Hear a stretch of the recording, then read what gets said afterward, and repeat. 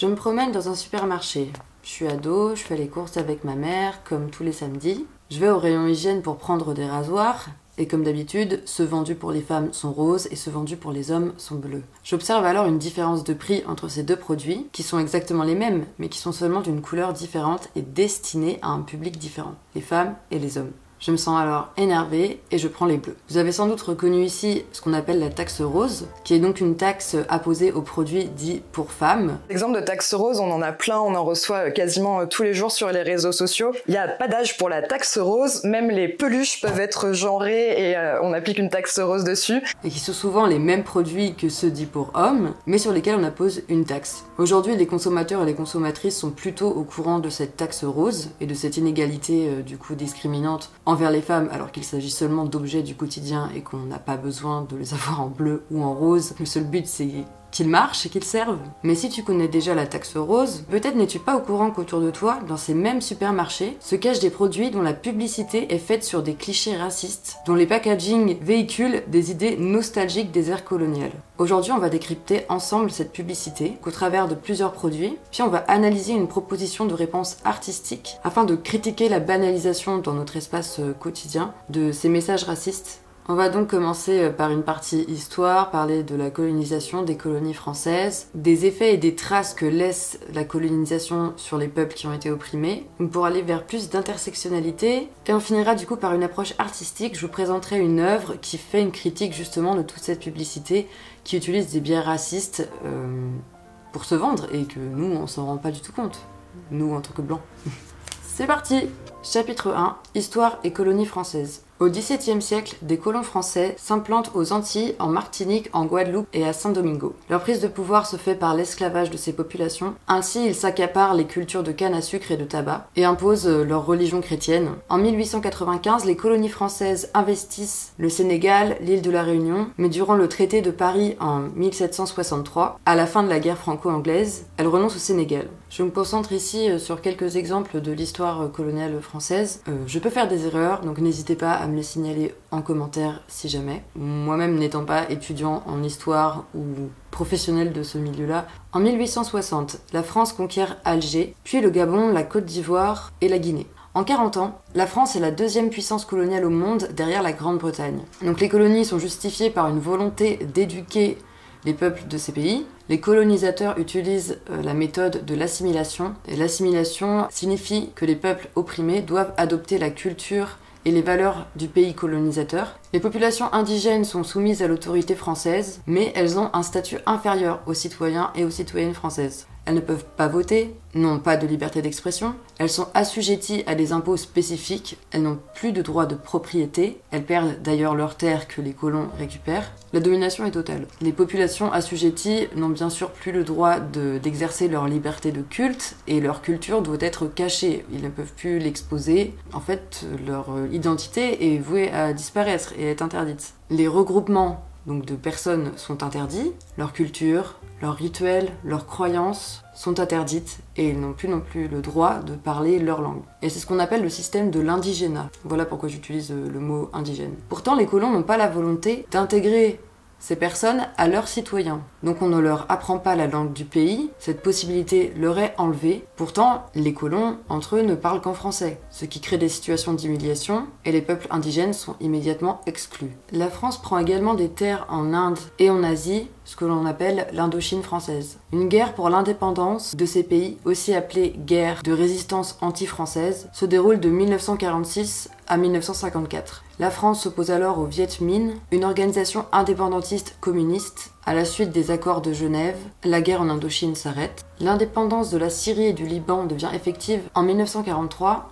À ce moment-là, du coup, la France des colons a perdu pas mal de territoires et leur puissance en est alors affaiblie. Pour revenir plus en détail sur l'Algérie, à partir de 1860, la France conquiert l'Algérie. Et en 1945, a lieu les massacres de Sétif. Les massacres de Sétif sont des répressions de la part des colons envers les indépendantistes et nationalistes algériens, car du coup, on est en 1945, c'est la fin de la Seconde Guerre mondiale. Les Algériens et les Algériennes fêtent la fin de la guerre en affichant des drapeaux algériens. Pendant une manifestation précisément pour commémorer la fin de la Seconde Guerre mondiale, la capitulation des nazis, Et donc des milliers de personnes dans toutes les villes d'Algérie d'ailleurs ont manifesté. Il y avait eu aussi le 1er mai, auparavant, quelques jours auparavant, il y avait eu des manifestations aussi d'Algériens qui ont participé à la guerre, puisque des dizaines de milliers, des centaines de milliers de soldats algériens avaient combattu. Les colons français prennent cela comme une attaque, voilà, leur petit ego est blessé, et ils déclenchent donc ces répressions. Il s'agissait de manifester ce jour-là, en particulier, pour réclamer la libération de Messali et pour que la France accède aux droits de l'égalité et même de l'indépendance de l'Algérie. Puis les violences continuent avec la guerre d'Algérie à partir de 1954 jusqu'à 1962. Le parti algérien du FLN, donc le Front de Libération Nationale, crée des révoltes et réclame du coup l'indépendance du pays. Pendant cette période, le peuple français commence à se réveiller un petit peu, soutiennent du coup les mouvements en faveur de l'indépendance de l'Algérie. Bon, pas tous, mais il y a quand même un mouvement qui se fait. Et donc en 1962, avec les accords d'Évian qui ont été signés, la colonisation française prend fin en Algérie et celle-ci redevient indépendante. Lorsqu'un pays a repris son indépendance, on dit qu'il devient un système décolonial, soit qui sort de la colonisation, mais celle-ci laisse bien sûr des traces. Les peuples qui ont colonisé se sentent toujours supérieurs aux peuples colonisés, et ceux-ci se retrouvent traumatisés, dépourvus de leurs biens, de leurs terres, et sont toujours traités avec énormément de discrimination. Chapitre 2, l'après-colonisation. De cette histoire, les peuples dominés ne sortent pas indemnes. Les peuples descendants des colons, eux, ont intériorisé des pensées racistes banalisées par l'existence de l'esclavage et des colonies. Les sociétés peinent à déconstruire les discours hégémoniques coloniaux. Des traces psychiques et matérielles ont été laissées, et la France refuse de revenir sur ces années d'horreur. Elle refuse de reconnaître les crimes commis contre les populations alors asservies. Ce déni entrave la possibilité de guérison, de reconstruction. Elle ne s'engage pas dans une démarche d'acceptance et banalise les comportements hérités par la colonisation, le racisme. En classe, on apprend aux enfants l'histoire coloniale française comme quelque chose de victorieux, une conquête bénéfique pour les sujets assujettis. On fantasme l'exotisme, ces cultures et personnes mystérieuses que l'on soumet à un idéal raciste imaginé par les années de colonisation. On crée des stéréotypes, des clichés de ces sauvages, entre guillemets, et l'on se voit comme explorateur conquérant, venu leur apporter une civilisation meilleure. Car qui dit qu'il n'était pas civilisé? Alors l'exemple suivant est intense, je vais parler de zoos humains. J'ai pris cet exemple qui est très direct et très cru, tout simplement parce qu'il y en avait un jusqu'en 1994, près de la ville où j'ai grandi, Nantes, à Port-Saint-Père, où aujourd'hui il y a un zoo avec des animaux. Eh bien, pendant un an, car ça n'a duré qu'une saison, il y a donc eu des humains aussi là-bas. On parlera d'une drôle d'histoire de village africain, près de Nantes, sur la commune de Port-Saint-Père. C'est un petit peu une journée de rêve pour le visiteur. Ce type d'exploitation négrière, on croyait que c'était fini à Nantes. Ça m'a rappelé d'autres époques. J'ai dit, mais on est où? On est où? Il s'appelait le village de Bamboula. On était là seulement à danser et ils prenaient photos.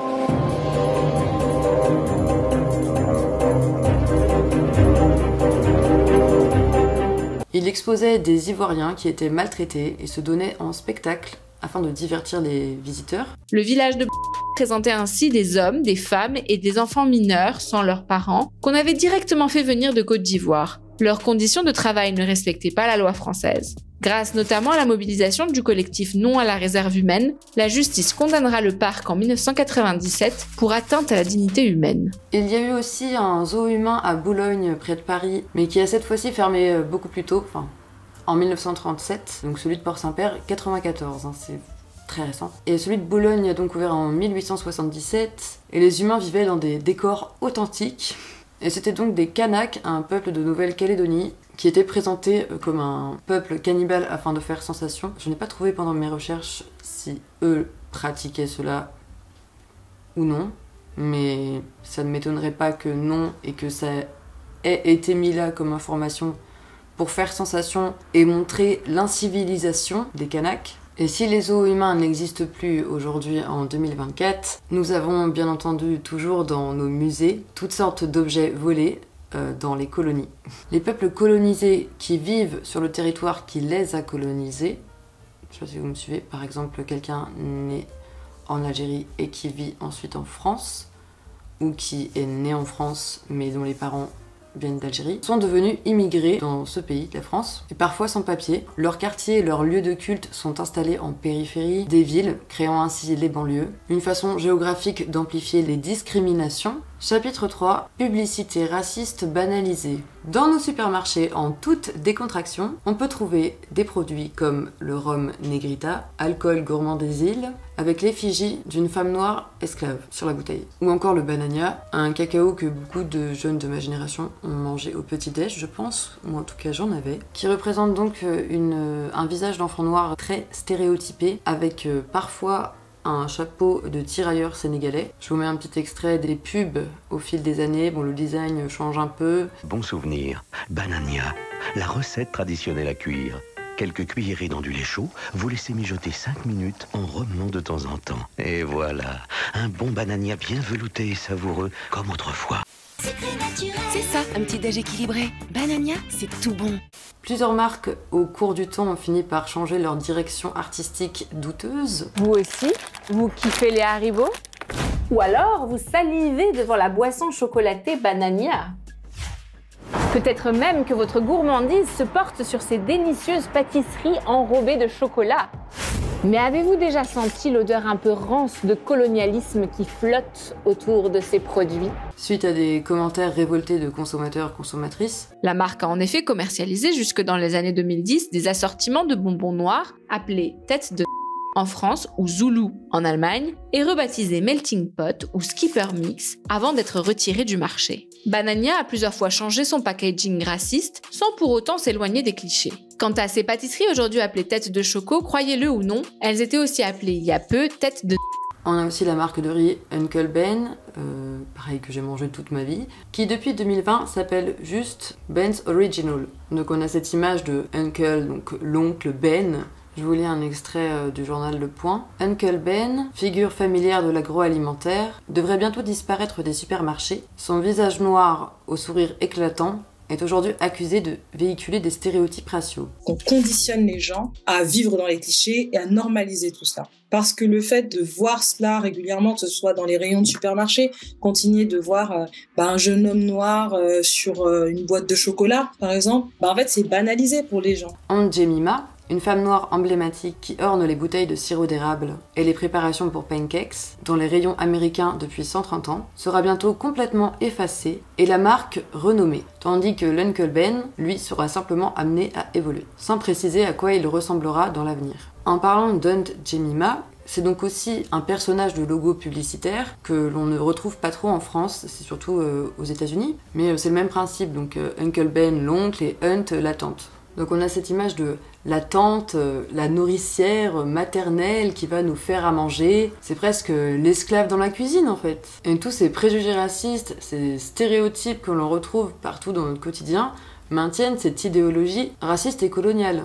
En 1972, une artiste afro-américaine, Betty Saar, qui est donc une artiste intersectionnelle, c'est-à-dire qui lutte à plusieurs endroits des discriminations, donc là où elle se regroupe, produit l'œuvre The Liberation of Aunt Jemima, qui est un assemblage. Donc elle récupère des images de Aunt Jemima dans des produits agroalimentaires qu'elle découpe, elle les place dans une boîte à cigares et elle lui ajoute un fusil et un flingue. Sur son ventre, elle colle une autre image raciste de Jemima, qui dans cette pub s'occupe d'un enfant blanc en souriant, parce que bon, pourquoi pas faire la cuisine, le ménage et s'occuper des gosses aussi. Et elle ajoute aussi le logo du poing de Black Panther.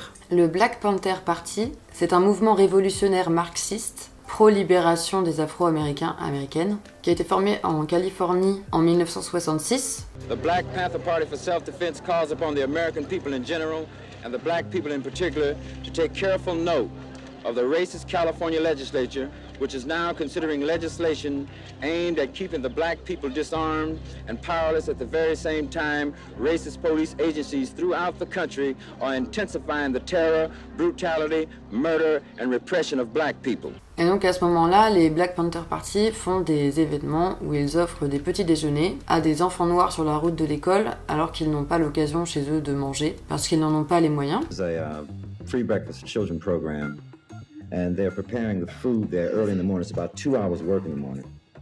These party members primarily set this whole program up and then we get involved as many of the community people as we can.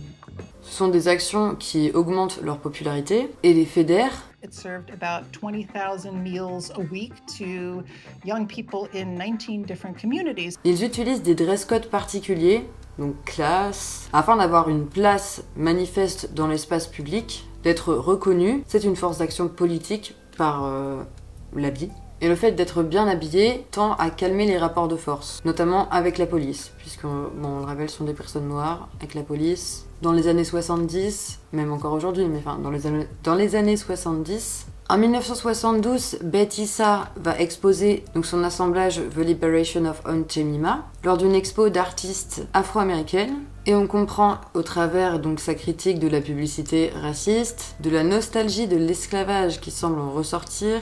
Elle choisit l'image de Aunt Jemima et non pas de Uncle Ben pour parler de féminisme. Et c'est ainsi que se crée l'intersectionnalité dans ce travail-là. Donc elle parle du racisme et du sexisme, notamment parce que dans le mouvement Black Panther Party, il manquait des femmes.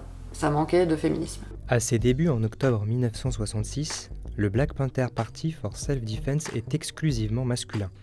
Au printemps 1967, Joan Tareka Lewis devient la première femme à rejoindre le Black Panther Party.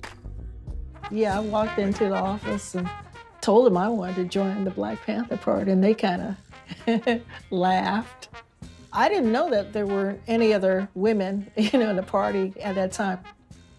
On a donc Aunt Jemima libérée qui porte son fusil, son flingue pour se battre et qui lâche ses motherfucking tâches ménagères et qui dit « je vis par moi-même ». I just want to deal with black and black liberation.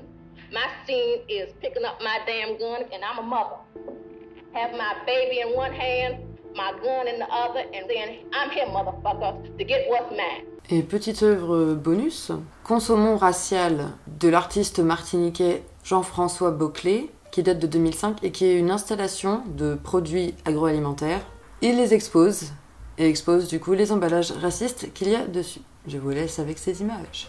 Conclusion. Pour s'éduquer tous les jours à l'antiracisme, il est bien de reconnaître autour de soi les biais racistes, les préjugés, les stéréotypes qui nous nourrissent au quotidien, que ce soit la petite blague raciste, l'emballage de son riz Uncle Ben, une visite au musée d'histoire naturelle. C'est important de se questionner sur l'histoire des objets, des choses qui nous entourent. D'où viennent-elles? Qu'est-ce qu'elles véhiculent? Lorsque je suis allée plus loin dans le processus de décolonisation et d'antiracisme, j'ai écouté le podcast Semblant de rien, que j'ai vraiment adoré, qui est très bien fait, qui est fait par des personnes racisées et plutôt du coup à destination des personnes blanches. Ça fonctionne comme une histoire où vous êtes un personnage et c'est un peu comme une discussion avec des amis. Ces amis vont vous poser des questions, vont vous faire réfléchir à certains sujets et à ce moment-là, ça amorce une réflexion dans la tête du personnage qui est vous et permet de déconstruire tout plein de choses. Et c'est un podcast qui est disponible sur toutes les plateformes. Moi je l'avais écouté sur Spotify. Je vous remercie de m'avoir suivi pendant toute cette vidéo. J'espère qu'il n'y aura pas trop de bruit extérieur parce que je filme toujours à côté de ma fenêtre. Car mon appart est petit, je n'ai pas trop le choix autrement.